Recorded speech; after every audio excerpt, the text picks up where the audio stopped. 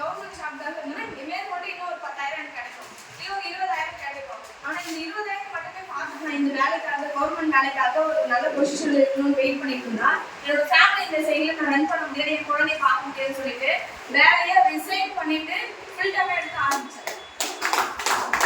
Government job வந்து ஒரு 5 வருஷத்துக்கு கிடைக்கணும் இறந்துடுவாங்களா, பணம் கட்டிட்டு எல்லாம் வந்து மூவ் பண்ணி பிடிச்சணும்னு நினைப்பாங்க.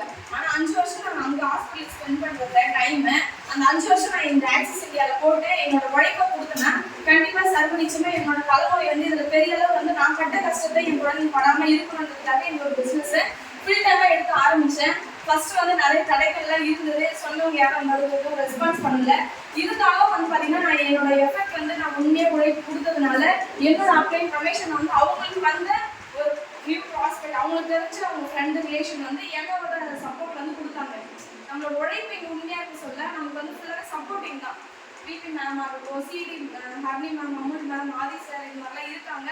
இவங்க மட்டும் கிடையாது, இந்த டீம்ல வந்தாவே பெரிய அளவு வந்து சப்போர்ட்டிங் வந்து நிறைய இருக்கும். நமக்கு இது மாதிரி சப்போர்ட் பண்ணி சார் வந்து ஒரு டீச்சர் வந்து எனக்கு வந்து என்னோட அண்டர்ல வந்து ப்ராசஸ் வந்து பண்ணாங்க. அதுல வந்து ரொம்ப சூப்பராக வந்து எடுத்து பண்ணிட்டு இருக்கேன்.